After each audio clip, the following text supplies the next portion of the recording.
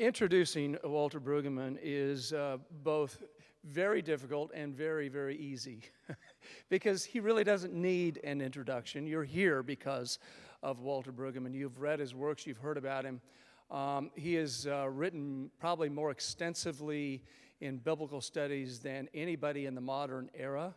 When he was here before 10 years ago, I said he had written 60 books. Most of them, almost all of them, in biblical studies. I just asked him that question back in my study. It's around 100. Count them. 100 books. How many have read all of them? No, I won't do that.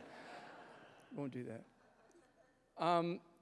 The thing about Walter Brueggemann, though, is he is what I call a preacher's scholar.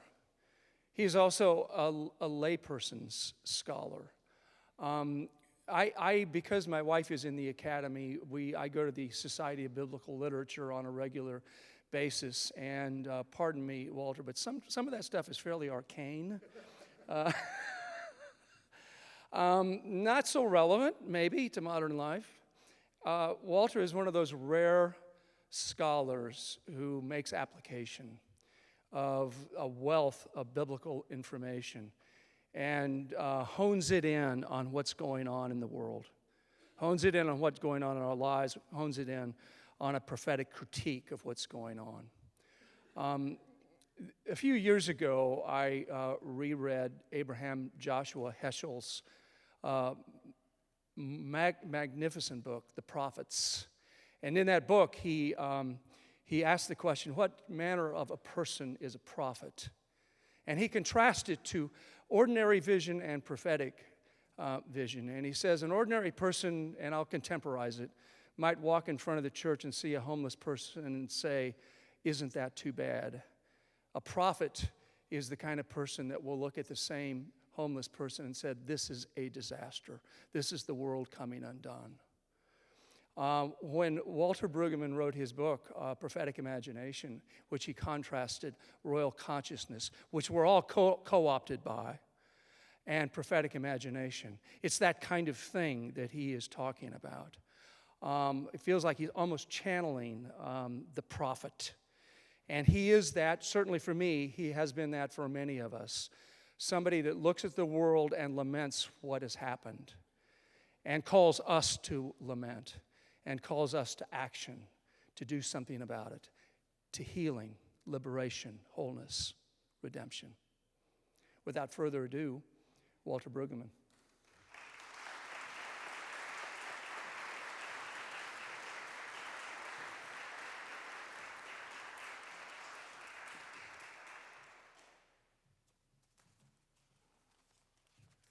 I am so glad to get to be back at New York Avenue and thank Roger, the pastor, and thank Theo, the committee.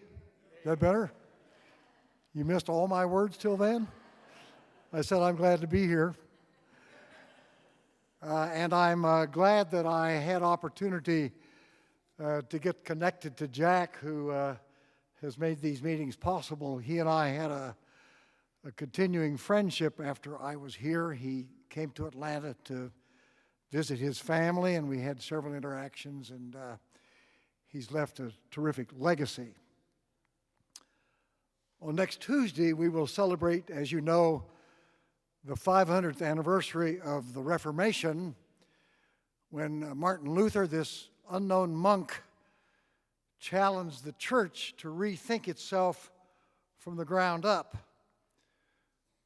Luther had a big program, but what triggered Luther was that the church was after money. The Pope had instituted a huge building program and needed a lot of money, and what they started doing was selling indulgences, which means they monetized God's grace. They put a price on God's grace, and you could have so much for so many marks in Germany, and it scandalized Luther.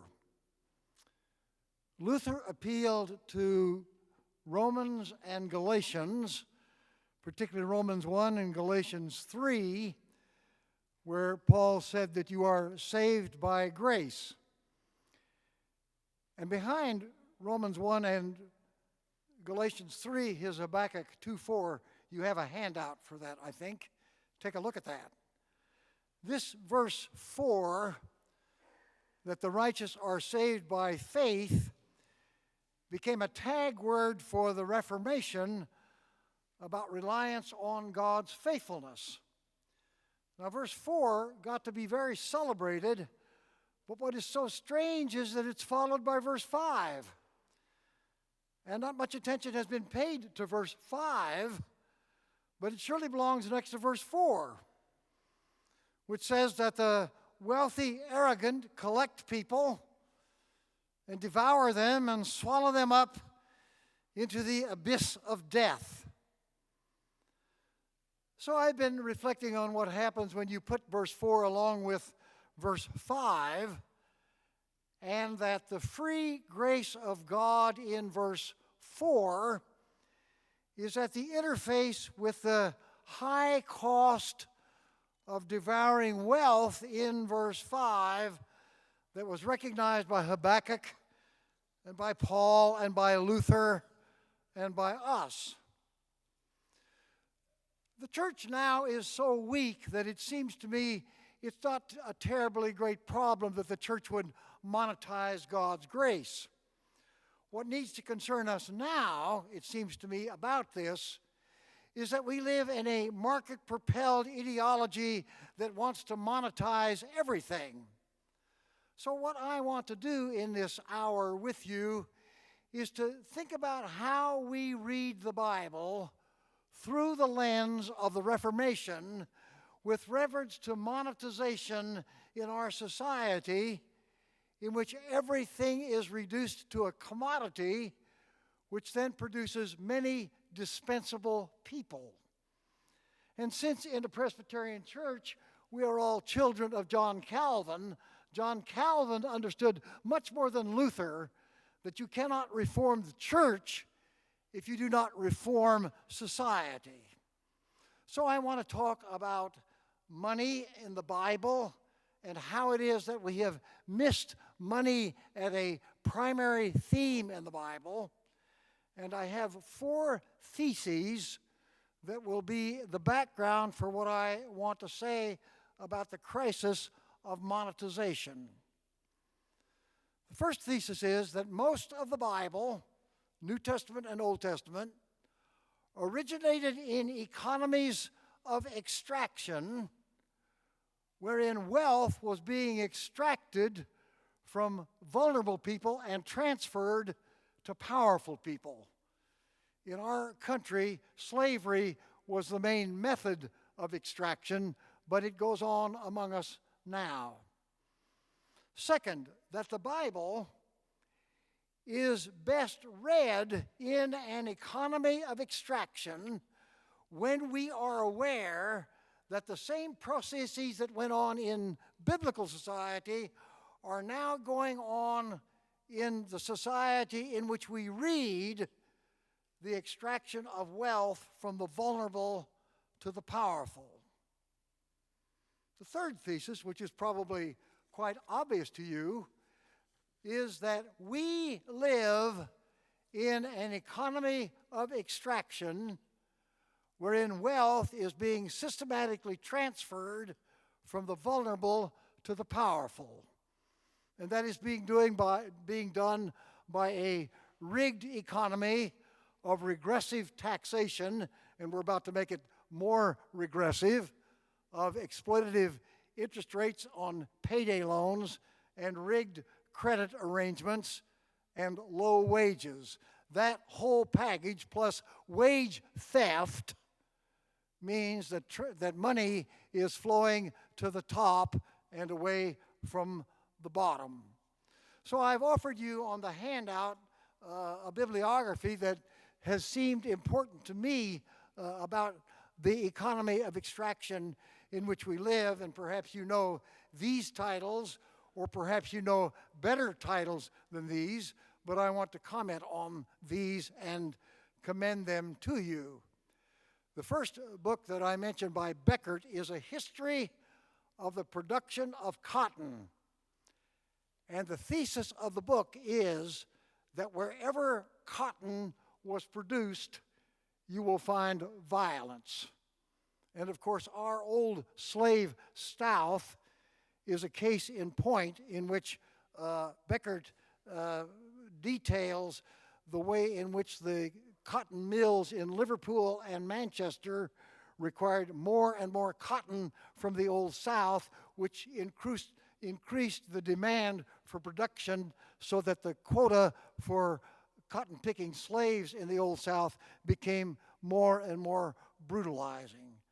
But Beckert shows that it's not true simply in the Old South, it's true wherever cotton was produced. And if it is true that slavery is the basis of economic wealth in the United States, then you can make the connection. The second book by Gerber, isn't that an interesting title? The first 5,000 years, that goes back to the Sumerians, in which this author shows that moneyed people for 5,000 years have been deliberately keeping people in debt, because if you can keep people in debt, you make them dependent and you create a pool of cheap labor. And at the end of his book, Graeber is no theologian, but at the end of the book, he says that the only way out of this circle of debt is by Jubilee, which is the biblical teaching of the cancellation of debt. Who knew that biblical faith could make that contribution?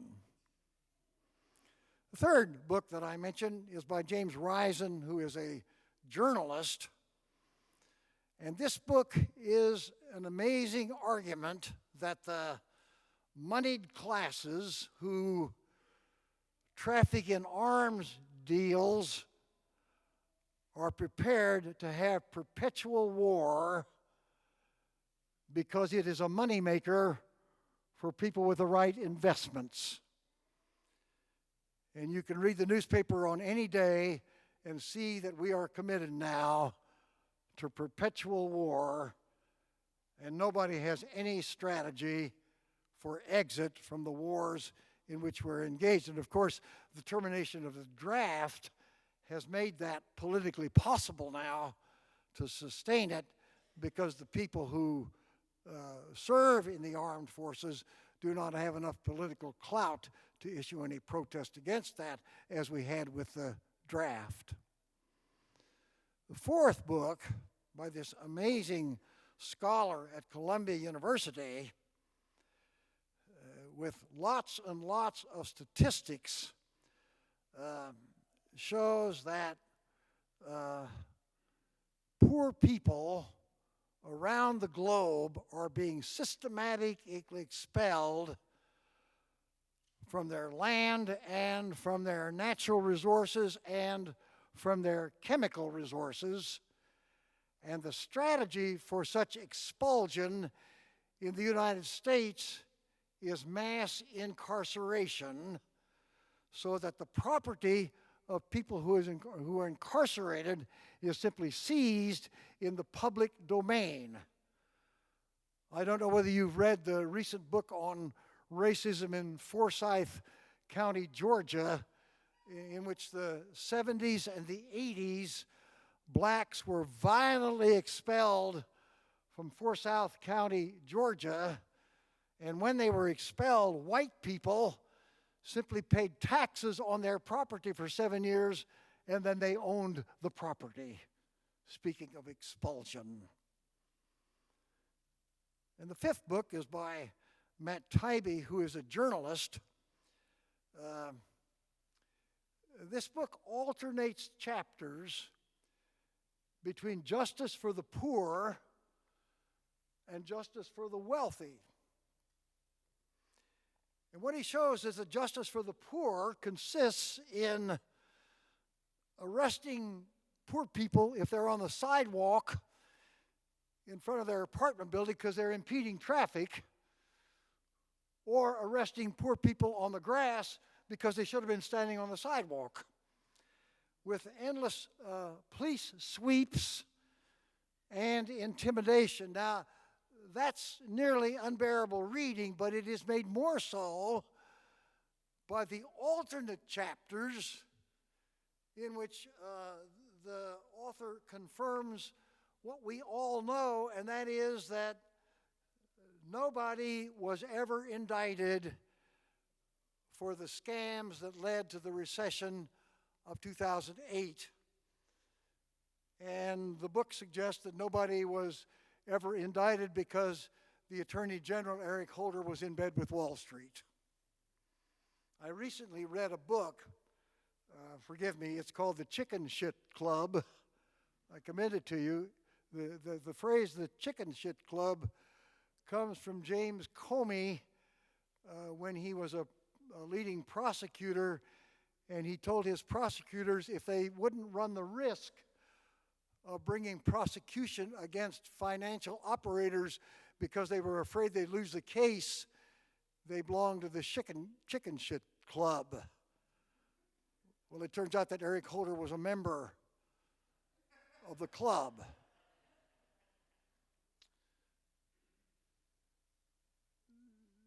So you can add, of course, many, many titles to this.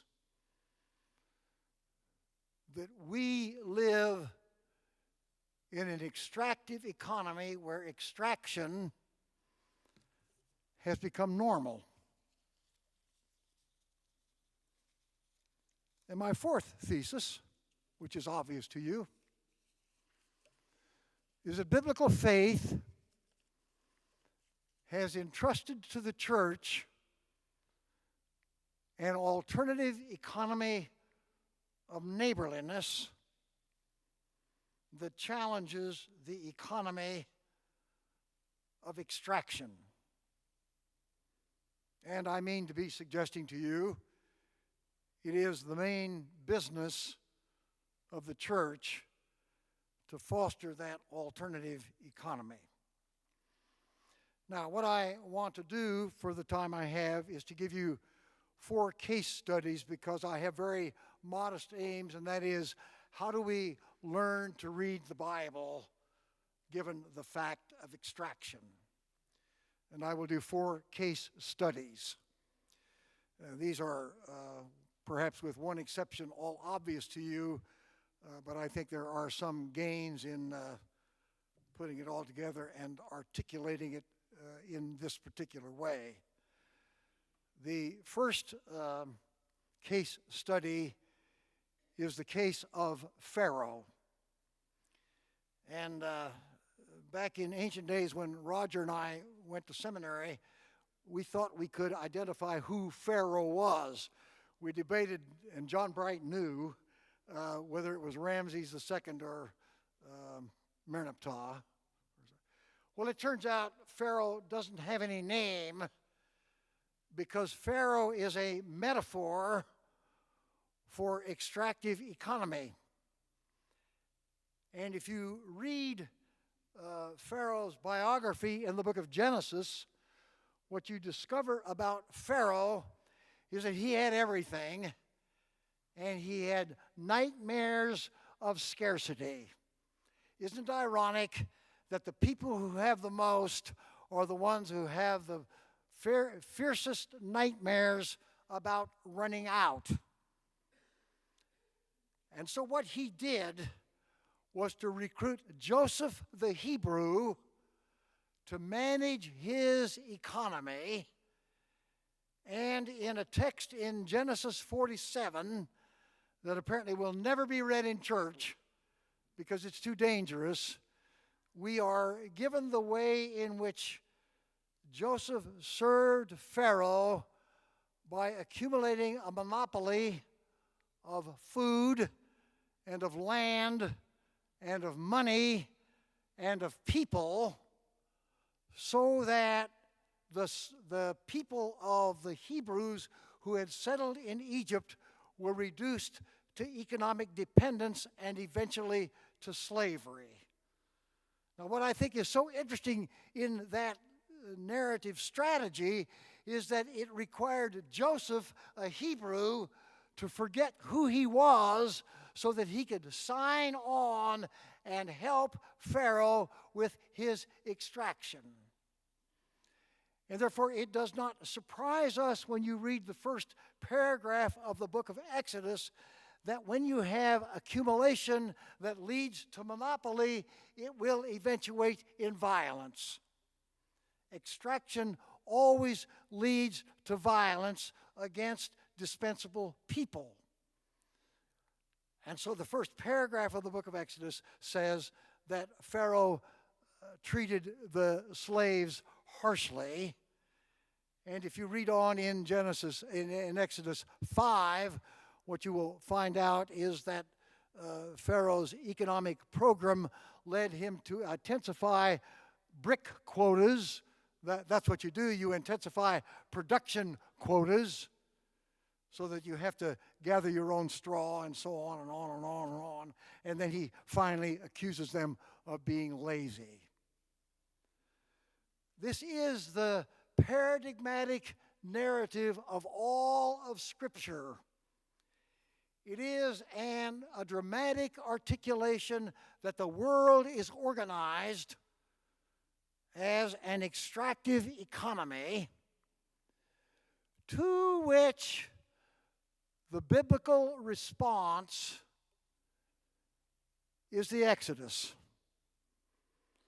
So the Exodus is the great narrative of alternative.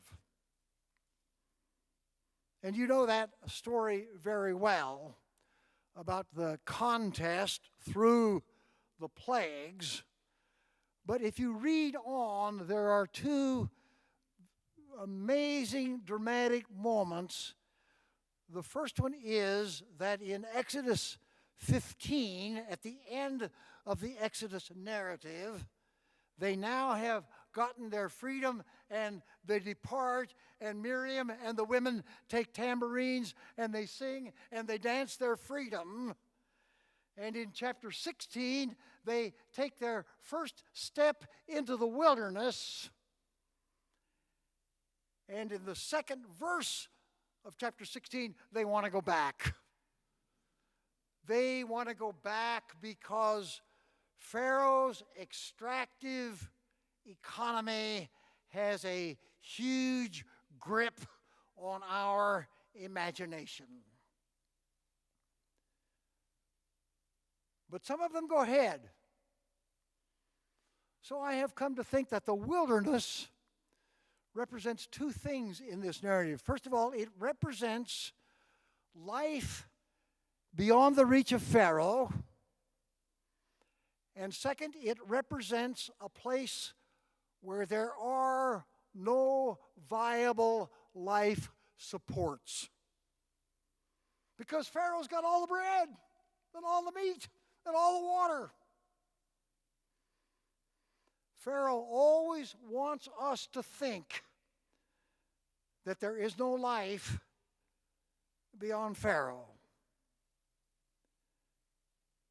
And as you know, the amazing outcome of the narrative is that they discovered in the wilderness, beyond the reach of Pharaoh, that there was abundant bread and abundant meat and abundant water. It is the surprise of the Bible that beyond the extractive economy, there is an abundance, get this, that permits Sabbath. There are no Sabbaths in Pharaoh's domain for anybody.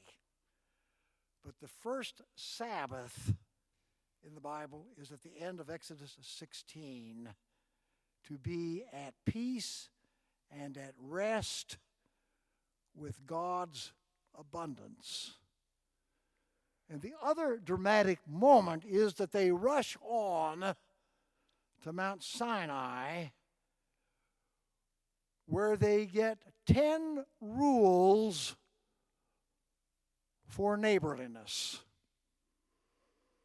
So I believe we must reclaim from Roy Moore and people like Roy Moore the Ten Commandments. They are, in fact, guidelines for how to organize life beyond the reach of Pharaoh, and at the center of the Ten Commandments is Sabbath rest. This is the great narrative. The second case study, which is familiar to you but not much taught in Sunday school, is that Solomon is the great extractor.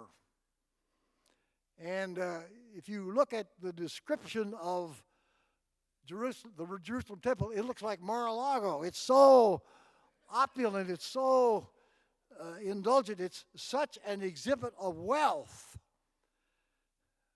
that you have to ask, where'd all this wealth come from?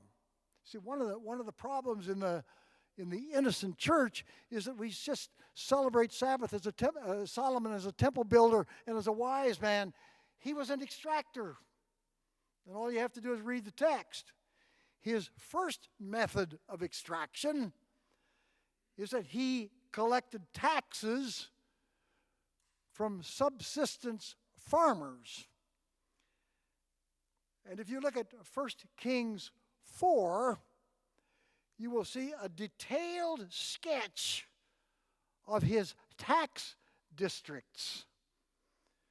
And it used to be that Old Testament scholarship spent a lot of time trying to see exactly where these boundaries were for the tax districts, but they never noticed he was collecting tax. In fact, he collected so much tax that at his death, there was a tax revolt in which they almost killed his son, Rehoboam, over taxes. But regressive taxation is a way to extract wealth. The second way that Solomon was an extractor is what is called forced labor, in which either Israelites or non-Israelites, the text is disputed, people were forced to work for the regime. That's still the case. We call that cheap labor. We call that minimum wage. And if you can maintain a minimum wage, you can accumulate wealth. And the third source of revenue was tribute money. So in 1 Kings 10, there is a long recital of protection money that just flowed in to the wealthy. Now, if you take those three practices of taxation, cheap labor, and protection money, you have got an accumulation of enormous wealth. And we are given a glimpse of the self-indulgence of that regime in 1 Kings 4 when it describes all the meat that Solomon and his entourage ate every day, because meat was a huge luxury for peasants.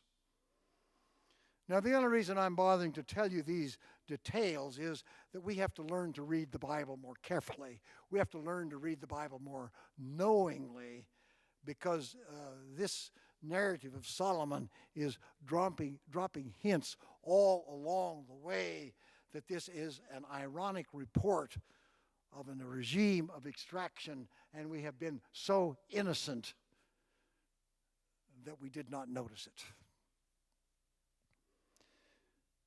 The response to Solomon is the prophetic movement that you know very well, which insists that the old requirements of neighborly economic justice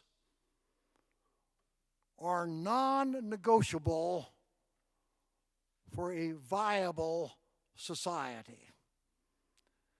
They are non-negotiable because they are the will of the Creator God.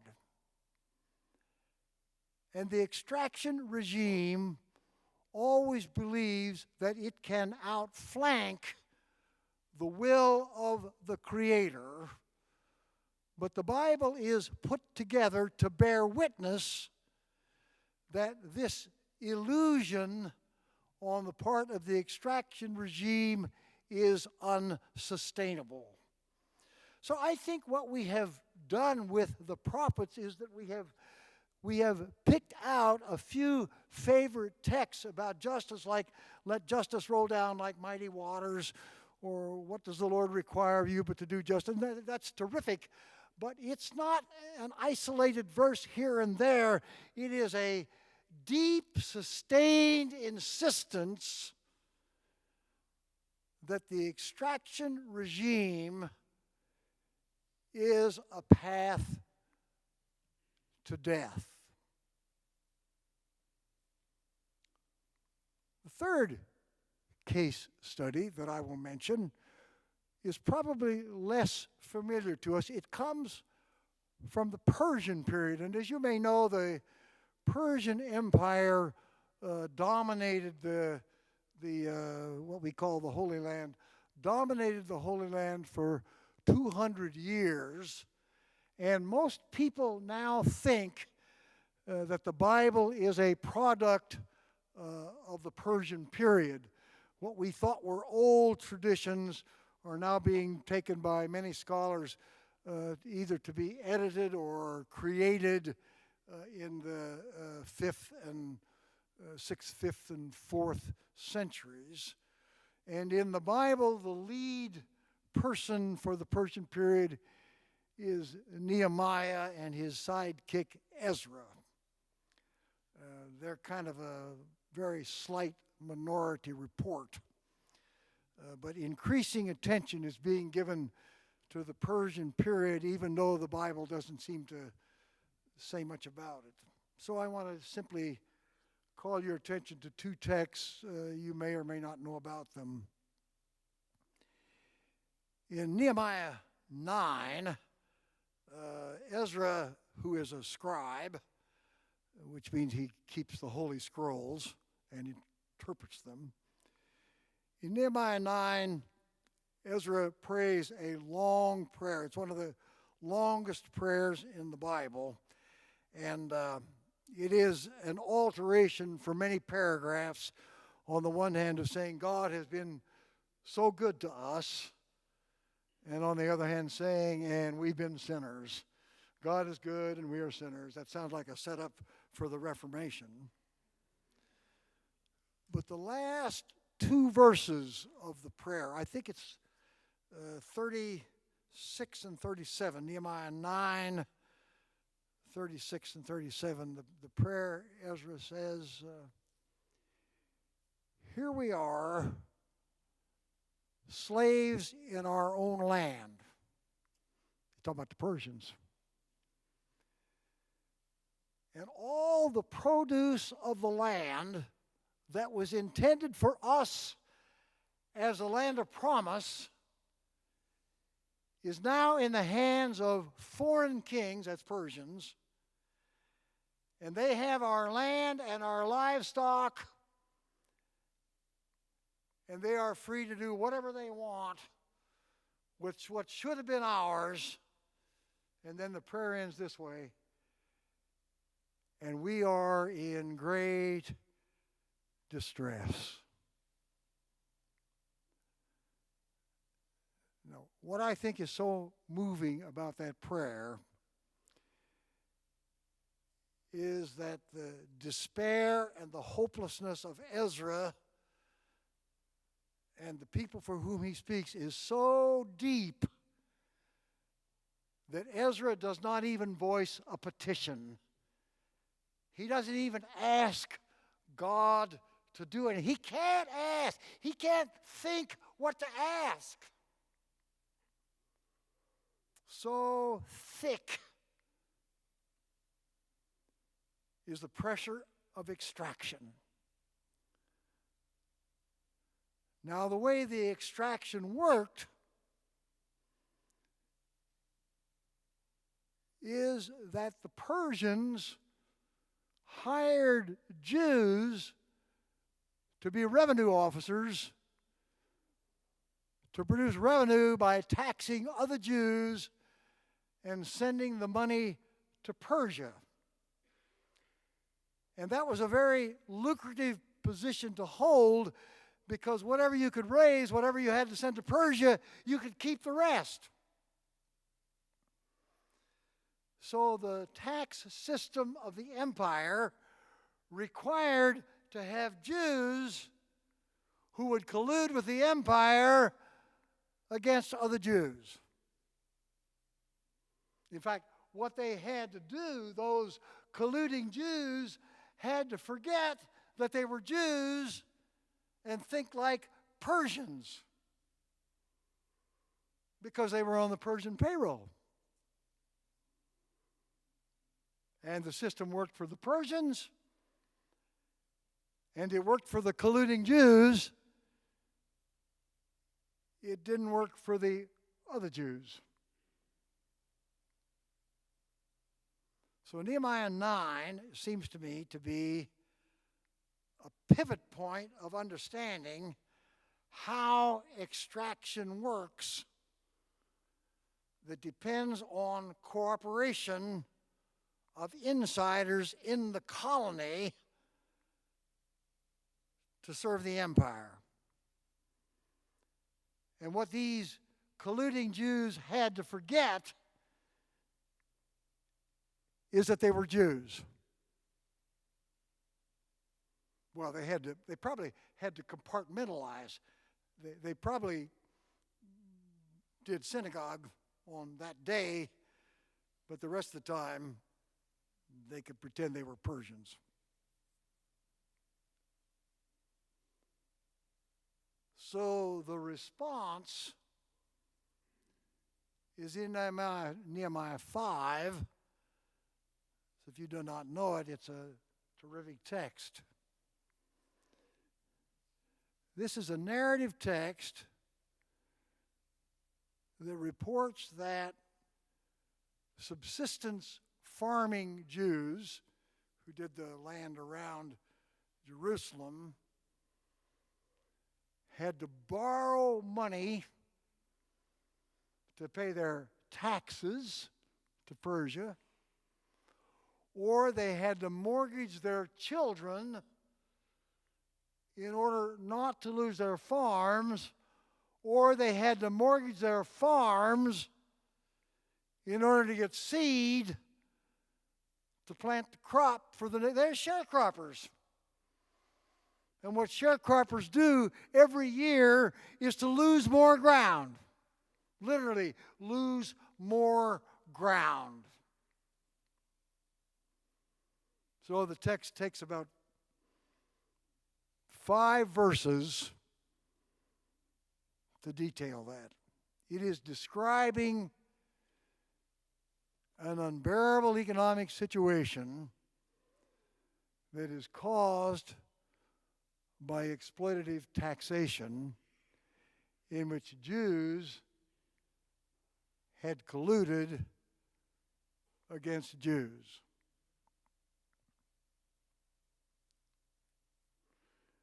The next verse, I think it may be verse 8. You could look it up, Nehemiah 5, verse 8, I think. It says Nehemiah was the governor. And it says, when Nehemiah heard about this, he was angry. Now, you know how that goes. You wonder, did he just find out? Or did he know about it and finally had to deal with it? Anyway, he was very angry. And this is such a wonderful Calvinist sentence. It says he took counsel with himself. That's a committee of one. And he called the exploiting Jews together and he reprimanded them for their exploitation of other Jews, and he required them to form a covenant with the Jews they were exploiting. So Jews and Jews made a covenant to be Jews together. Not amazing? Which means they were required to give up their lucrative pseudo-Persian identity.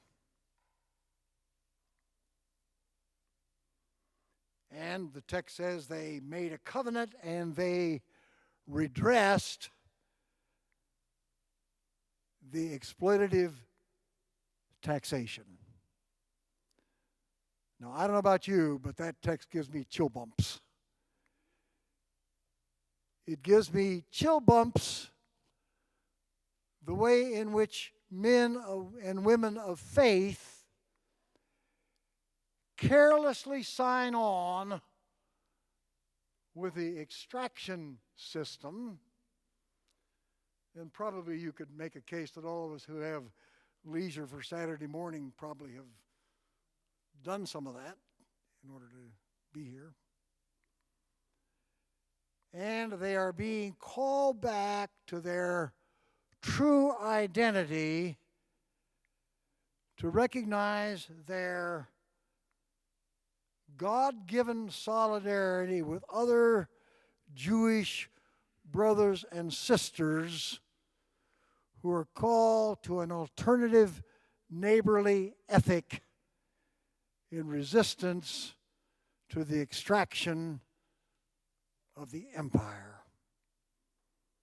It's an extraordinary moment, and it's too bad, first of all, that we don't know so much about the Persian period, and it's even worse that we know so little about what we in fact do know, that the Persian period largely remains a blank in our interpretation.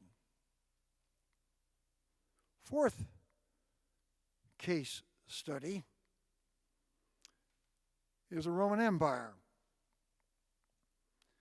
The Roman Empire was essentially a tax collecting operation in which money was collected in the provinces and sent for surplus among the power elites in Rome to sustain their military exploitations. And like the Persians, the Romans depended on Jews to become tax collectors, to collect money from other Jews for the sake of the empire. And in the same way, the Jewish tax collectors, whatever surplus money they could collect, they got to keep for themselves. So it was very lucrative to sign on to be a tax collector for the Roman Empire. So I want to talk about Luke 19. Luke 19 is the story of Zacchaeus, who was a tax collector. And you remember how the story goes, that he climbed a tree to see Jesus. He must have been having some unsettled yearning that he wanted to see Jesus. And Jesus sees him in the tree, and he invites him down. And Zacchaeus is so moved by seeing Jesus that he says, "If I have defrauded anyone, I will repay fourfold." If he certainly had defrauded people. And Jesus says to Zacchaeus, "Come down because I will dwell at your house today, and salvation will abide with you. And then he says to Zacchaeus, do you know who you are? And Zacchaeus says, yeah, I'm a betrayer of my people because I collected taxes from my people for the sake of Rome. And Jesus says to Zacchaeus, you are a child of Abraham. You are a son of the promise. And Zacchaeus says, oh my God, I had forgotten my Jewish identity. Because you have to forget your Jewish identity to sign on to collect taxes for Rome. So Jesus puts the man in crisis, and the story would lead us to believe that what happened to Zacchaeus is that he was invited back into his identity as a Jew who would no longer participate in the extraction of the system of the Roman Empire. So I suggest to you that the main drama of the life of Jesus in the Gospel of Luke particularly is to exhibit this incredible drama of being caught in the tax collecting extraction of the Roman Empire and finding an alternative identity in the hallmarks of Jewish covenant that are designed for neighborliness outside the economy of the Roman Empire. And if you begin then to look at the Gospel of Luke, you begin to see that same drama playing out everywhere in the Gospel of Luke. You see it in the Magnificat of Mary in the beginning of Luke 1, where Mary sings that the rich will be empty away and the poor will be filled with good things. And this incredible parable in Luke 12 about the rich man who had devoted his life to the accumulation of more and more goods after the manner of the empire. And you remember how the story goes. The story goes that he tore down his barns and he built bigger barns because he thought that more accumulation and more surplus and more privilege and more wealth was the story of his life. You see, it's a reiteration of Pharaoh. It's a reiteration of Rome. And then he dies. And that text is followed in Luke 12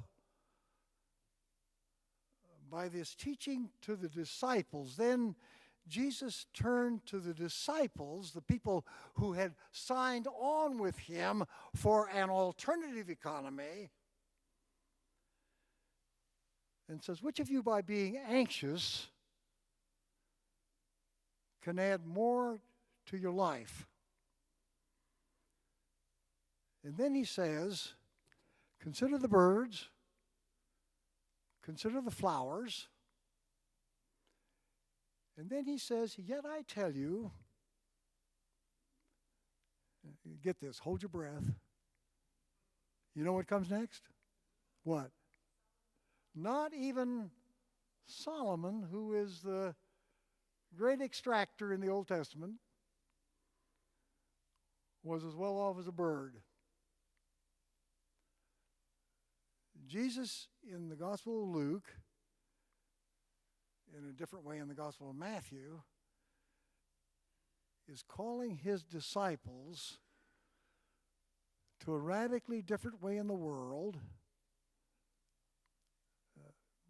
because your Heavenly Father, that's how he puts it, knows that you need all these things, And if you devote your life to the practice of righteousness and justice, all these things will be given to you. So the parable about the rich man is a general teaching followed by instruction to the disciples who are set in contrast to the people in the more general teaching. It's an extraordinary instruction to the disciples. And then in my research, what I discovered, if you begin to look for money in the New Testament, I was astonished that it's everywhere. But what I most want to tell you, and you have a handout now of these verses in Galatians, the most important New Testament book I have read in quite a while is by Kahl. She is a German scholar who teaches at Union in New York. And I found it a very difficult book for me to read, but I do commend it to you. Her thesis about the letter to the Galatians is that you may know that New Testament scholars have debated whether Galatia is in Northern Asia Minor or Southern Asia Minor, and she argues it's neither of these. It is a sociological category for people who dissent from dominant culture. On that hypothesis, Paul is writing to Christians who are dissenting from the dominant culture of Rome. Now I'm coming back to Reformation themes. I finally get there. You know that what Paul did that Luther liked so much about Galatians, he contrasted obedience to the grace of God with obedience to the law. And Luther took that to be the Torah, the law of the Jews. But what Kahl argues is that the law in the letter to the Galatians is the law of Rome. It is the law of the extraction society, that you cannot be saved by the law of extraction no matter how much you extract.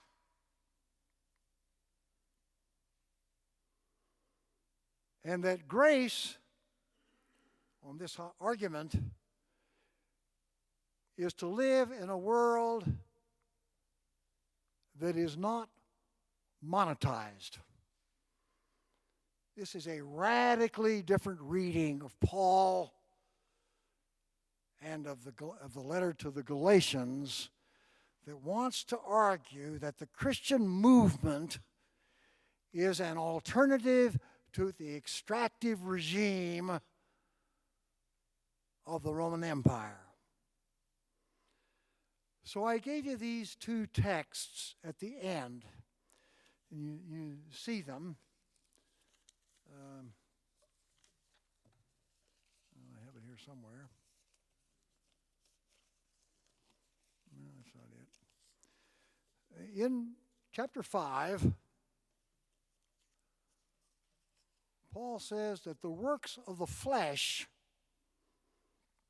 and you see that list, they are out of control, selfishness. That's what he calls flesh. What a list. He must have had a committee to make such a collection. Fornication, impurity, licentiousness, enmity, strife, jealousy, quarrels, dissension, faction, drunkenness. By contrast, the fruits of the Spirit are love, joy, patience, so on.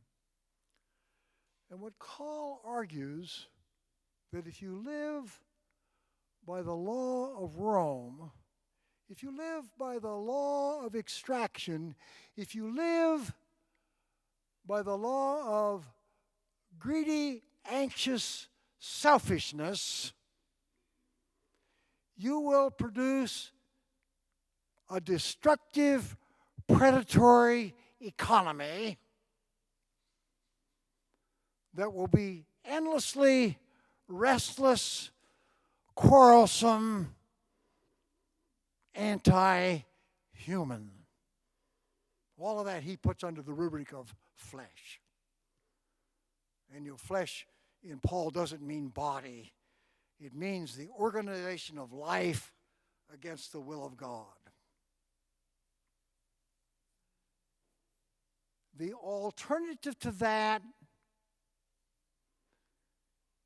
is life in the gospel that relies on the grace of God, Reformation, love, joy, peace, humanness.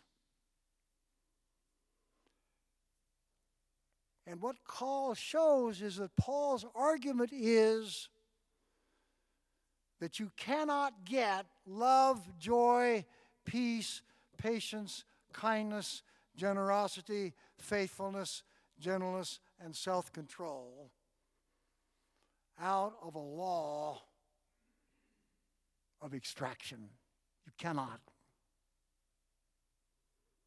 That out of the law of extraction, you will get this torrent of violent behaviors every time. So I have come to think, since I've been preoccupied with money in my scholarship, and otherwise too, that one way of understanding Jesus' bringing of the kingdom is that it is the practice of an alternative economy that has to do with the enhancement of the neighborhood, and that has to do with the work of the church, and it has to do with public testimony about the common good. And that vision of a neighborly economy that makes human life possible is diametrically opposed to the practice of extraction that has become normal and normative in our society. And I think probably an easy case can then be made that the reason the church already in the Roman Empire and often after when faithful has been persecuted is that the economy of extraction cannot tolerate the thought or the action or the imagination of a neighborly economy. So the four conclusions that I want to draw. First of all, that an extraction economy in every period of human history, in the Egyptian period, the Babylonian period, the Persian period, the Roman period, our period, the extraction economy has become normative.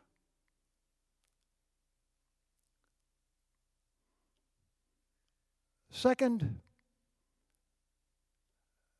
that the gospel is essentially a performance of an alternative economy of neighborliness in which all shall have the resources for a viable, safe, joyous existence. Third, that it is not the task of the church to relieve the tension between our various commitments to the extraction economy and the summons to the neighborly economy, but it is the pastoral work of the church to help us process that tension in viable, healthy ways.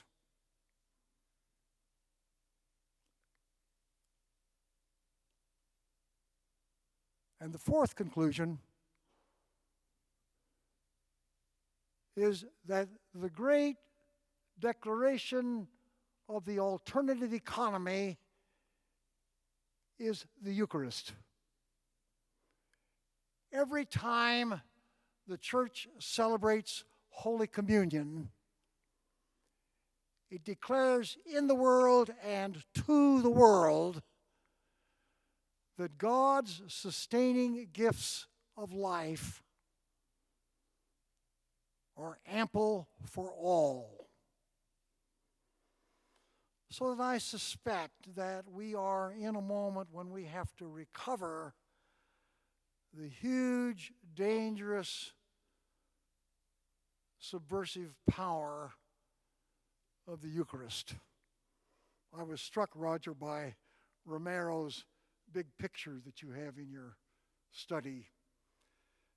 Not for nothing was Romero shot down while he was celebrating the Eucharist, because the extraction economy cannot tolerate sacraments of abundance and sacraments of gratitude.